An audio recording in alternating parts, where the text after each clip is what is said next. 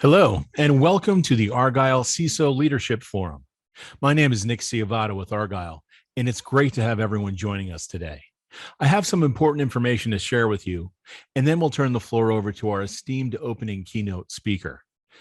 First, we would like to take a moment to thank today's sponsors for All Secure and Lacework.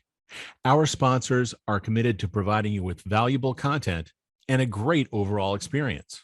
At any time during today's event, you can visit their virtual booths from the main agenda page, which include complimentary materials, information, and meet and greet opportunities. We also welcome you to stay socially connected during today's event. For those of you who are active tweeters, please use the hashtag ArgyleDigital and follow us on Twitter at Argyle Exec Forum. Also, be sure to follow Argyle on LinkedIn for special announcements. I would like to take a moment to touch on our content neutrality policy, which we have curated based on the feedback we have received over the years from our members. We have worked closely with our speaking faculty to ensure that you receive a set of balanced and neutral viewpoints during the session today, and we appreciate our members' support of this policy. Finally, and most importantly, we want to hear from you. So during each session, we encourage you to submit your questions and comments in the Q&A box on your screen.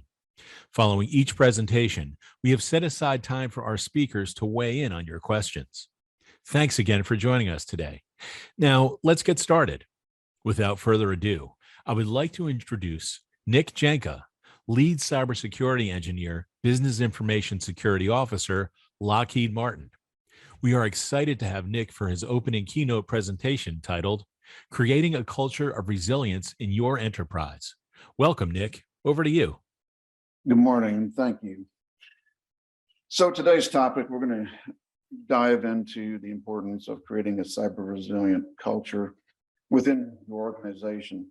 And now more than ever, if you've kept track of the news and the different happenings, this is a key factor in the make or break of an organization's resilience. There was a report that I read recently where it discussed the percentage of human-based errors that occurred during any type of hacks or cyber or a ransomware. And the report was indicated that it had like 85% of those attacks were related to people. And so it further went on to describe how the average cost of this by the time 2025 comes around is 10.5 trillion. So if you're looking at 85% of that, you're looking at about $8.9 trillion globally. So cyber resilience is a critical factor in this process, and we're going to dive into that today. So cyber resilience, it encompasses proactive measures, and those are there to protect against cyber attacks and create a effective response strategies to minimize the damage and the capacity to learn from incidents and to strengthen our defenses and better handle future events. So the importance of cyber resilience really relies in safeguarding sensitive information or preserving the crown jewels, if you were. Also in preventing disruptions that can significantly impact your organization's operations and reputation. And as we know, reputational damage far exceeds any dollar amount of operational cost that a organization can would have to pay out. So what is important here is in the ring of fire, the reputational damage is the critical aspect of this. And that has a lot to do with how the organization trains and thrives within its culture. So leadership's role in cyber resilience is involves actively advocating for robust cybersecurity measures. And this is the resilience part of the daily discussions in meetings. So our leaders actively bring up this topic in their day-to-day operational meetings or team meetings. Also set strategic priorities. And does the business strategy also include cyber resilience within its overall strategy within the business area or the company as a whole? Steering the organization towards a culture of vigilance and preparedness against cyber attacks and threats. So, in other words, are the business areas like is accounting engaging with cybersecurity? Is HR, is IT, is the C-suite? So there's some key components of cultural resilience, and those are the values, beliefs, and behaviors. So values are deeply held beliefs about what is right, wrong, and even what is important in life. And principles and standards that are part of those values include things like the honesty, integrity, respect, responsibility, compassion, and even excellence. The beliefs that are part of cultural resilience are the assumptions and convictions that a person or organization holds to be true. So experiences, education, and cultural influences include things like belief in the importance of teamwork and the belief that hard work is essential to success, as well as the belief that innovation is also critical for growth. Now, behaviors, those are the verbal and nonverbal actions and attitudes that people exhibit in their daily lives. So those are the visible expressions, if you will, that include things like how people communicate with one another, how they approach problem solving, how they handle conflict, and how they treat customers, clients, and coworkers. An example of this comes to mind is I'm sure everybody has been at least once to Chick-fil-A, right? So they have their cultural model is all about others, right? And if you've ever had a wrong order, how do they approach problem solving on that wrong order? They just give you another one. There's no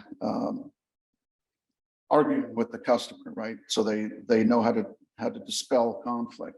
They understand about how to treat customers and clients and their coworkers. And so a company culture, how they treat each other internally is how they exhibit themselves externally to others, right? So the importance of cultural resilience is establishing a strong cybersecurity framework. And that's essential for creating a successful, sustainable, and resilient organization, as that safeguards critical assets, maintains trust among the stakeholders, and enables uninterrupted operations in the face of ever-evolving cybersecurity threats. Also, aligning employees' actions with the organization's mission and values. It also promotes a cohesive and purpose-driven work environment, fostering a culture of teamwork and shared commitment to achieving common objectives. So a well-aligned organization will improve their productivity, innovation, and employee satisfaction, while also enhancing workplace safety as employees work cohesively towards common goals and prioritizing both physical and digital security. So in other words, this creates an environment of extreme ownership. So there are 5 steps to developing a cyber resilient culture. So in step 1, embracing a security mindset. So embracing a security mindset is emphasizing security at the executive level. So I'm sure we've all heard about the top-down approach. And that demonstrates a commitment to protecting the organization's assets and stakeholders, while also allocating the necessary resources and attention to developing and maintaining robust cybersecurity measures.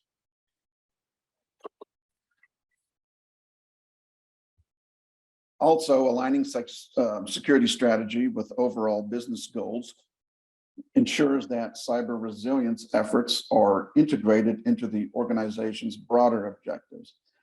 And that enhances the protection without hindering growth and innovation.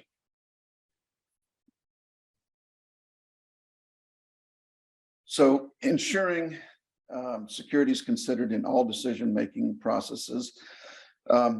This is done by considering security in all decision-making processes, and your organization can effectively identify, evaluate, and address potential vulnerabilities while promoting a holistic approach to protecting their systems and data from cyber threats and attacks. In step 2, we want to build a dedicated cybersecurity team. And this is where we identify key stakeholders involving pinpointing the individual or groups who play a crucial role in cybersecurity efforts and ensuring that their expertise and perspectives are included in decision-making and strategy development. And this involves like the board of directors, the C-suite, cybersecurity, IT, HR, legal, accounting, and all other business areas. So defining clear roles and responsibilities for each stakeholder establishes accountability and ensures that every individual involved in cybersecurity efforts understands their specific duties and contributions to the overall security strategy. Collaborating is working together to create a comprehensive cybersecurity strategy that enables the stakeholders to pool their knowledge and expertise. And that results in a well-rounded approach that addresses potential threats and vulnerabilities from multiple angles. So consider that multiple voices, multiple inputs, multiple ideas. In step 3, we want to develop clear guidelines and standards. And developing clear guidelines and standards for cybersecurity provides a clear, concise, and consistent framework for organizations to follow. And that ensures that the security measures are effectively implemented and maintained across all departments and functions. And with this is the consistency is key for this to be successful. Establishing clear guidelines and standards for performance sets measurable expectations for employees and teams and enables the organization to track progress, identify areas for improvement, and recognize achievements. And this is where the key performance indicators come into play. And so by understanding or performing, let's say, a gap analysis, you can identify and resolve the deltas in where are you at now with your culture, where do you want to be, and what needs to take place in between. And growth is only identified when it is measured. And so from there, we move on to periodically reviewing and updating guidelines and standards. So this ensures that they remain relevant and effective and adapt to evolving business needs, industry best practices, and emerging threats in the cybersecurity landscape. So for instance, business and organizational cultures today are not the same as business and cyber or business and corporate cultures a year ago, 5 years ago, or even 10 years ago. Things are very different. And so the constant review and updating of the guidelines and standards make sure that it's relevant and applicable and attainable. So in step 4, we're going to invest in employee training and awareness. So by implementing ongoing cybersecurity training for all employees, the organization can maintain awareness of current threats and promote a culture of vigilance and ensure that staff members possess all the necessary knowledge and skills to protect against cyber attacks. This is critical when you're trying to identify, let's say, like insider threats or accidental insider threats. I'm sure we've heard of, if you see something, say something. Train. That's what I remember from my days in the Marine Corps, right? The more you sweat in training, the less you bleed in combat, they say. So having that constant integration of cybersecurity training into the daily practices of the business is critical in developing the cyber resilient culture. So encouraging a culture of vigilance and personal responsibility empowers the employees to actively contribute to the organization's cybersecurity efforts. And that reinforces each individual's role in safeguarding the company's digital assets and information. So this is where everybody understands, hey, what is my role when something happens? What am I supposed to do? What is my responsibilities? In encouraging reporting of suspicious activity and potential threats, this is where fostering an environment where employees feel comfortable reporting suspicious activity and potential threats. And that enables the organization to swiftly identify and address vulnerabilities, mitigating potential risks and enhancing overall cybersecurity.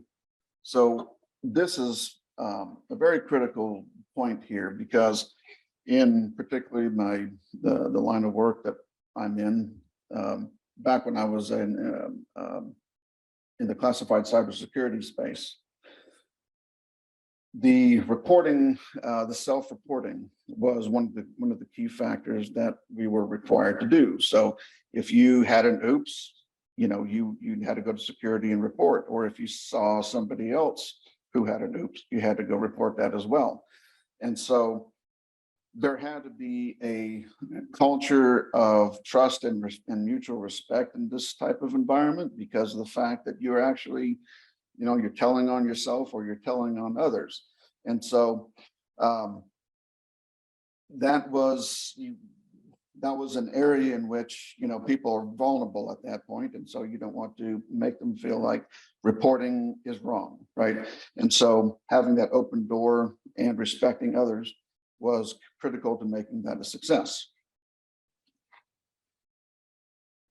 So step 5 in developing collaborative relationships, we want to encourage clear and transparent communication among the team members and to foster that trust and relationship like we talked about. And we want to create an environment where everyone feels they are comfortable in sharing ideas and expressing their concerns, asking questions, and most importantly, making mistakes and not having that be the end of the world, right? And so you have to establish that trust and have it as a mutual relationship. And utilizing various communication tools and platforms to facilitate effective information exchange and collaboration. So whenever we go into these environments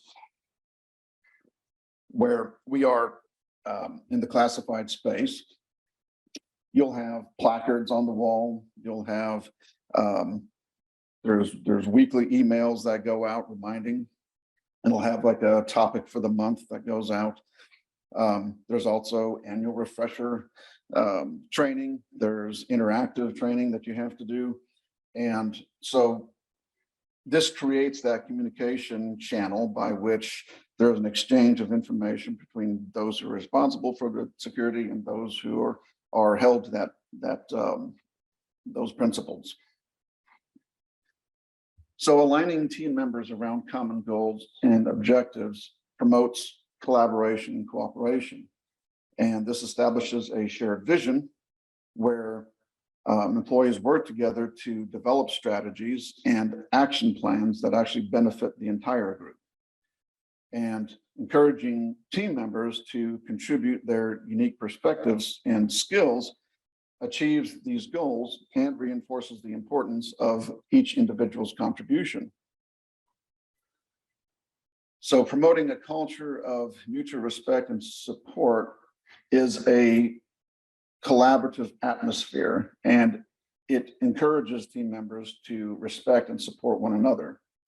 And fostering a sense of inclusiveness encourages them to actively listen and empathize with their colleagues' ideas and concerns.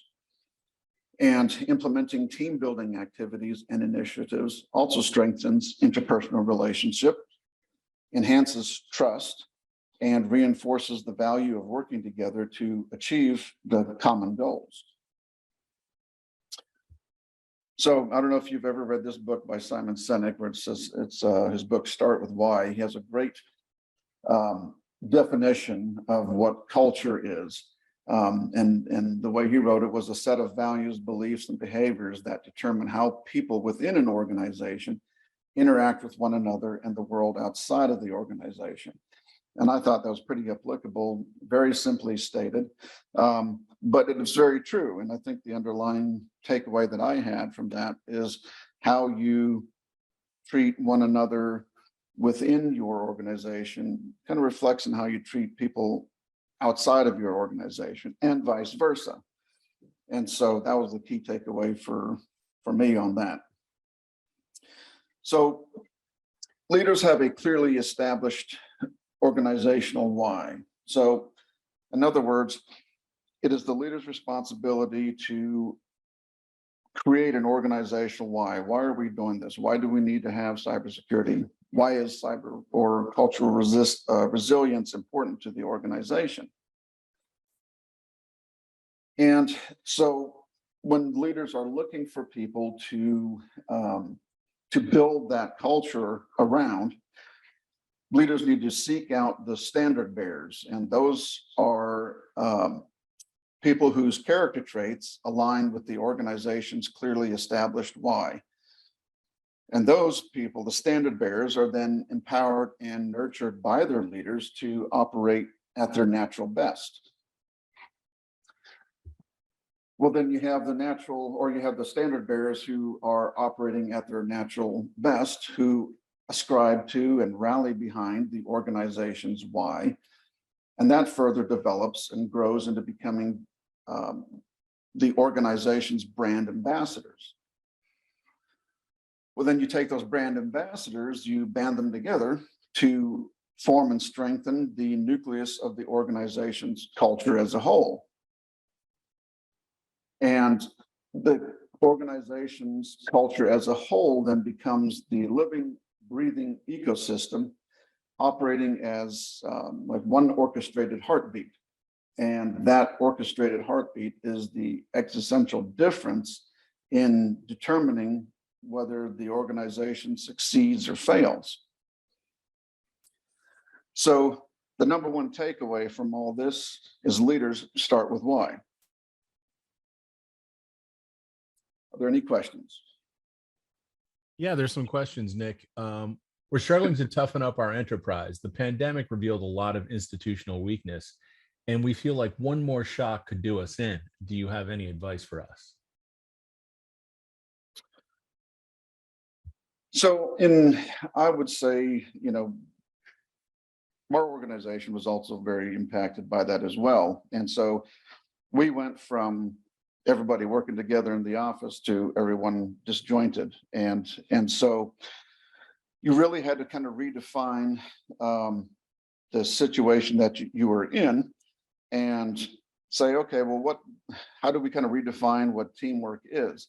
And so we had to basically rewrite what our why was and rally to that and learn to, how do we, instead of me walking up to somebody in a cube, well, how do I continuously engage with other people through virtual sessions and stay in constant contact with those people so you don't lose that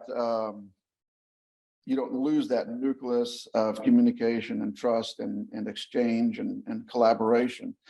And so that's what worked for us. We just had to redefine what it is that we were trying to accomplish and how we wanted to get there, and how do we do that as a team remotely. And so that would be my suggestion to you. Here's another question for you, Nick. What's the biggest mistake you've seen companies make in trying to become more adaptable, and how did they get past it? I think, well, so too much too fast, where you're not adapting or you haven't, there hasn't been a plan put in place where it properly includes things like teamwork or collaboration or being able to create an environment that where that could succeed in a way, right? And so you're looking at more of an aspect of how many boxes can I check, how fast can I get there, but it's less about how can I engage, I mean, and identify everybody's roles and responsibilities, play to their strengths, identify things, be able to support things that they need, let's say some, deficiencies, if you will, or having to spool them up and strengthen them that way. Sometimes it's kind of like you get too far ahead of your skis, if you will. Good. And what is the difference between operational and IT resilience? So operational resilience for me is they're kind of similar, but there's different perspectives to it. The operational resilience is more of the actual business focus. How can my business withstand an impact? How quickly can we recover on that and get back to business as usual? On the IT side, it's protecting the crown jewels.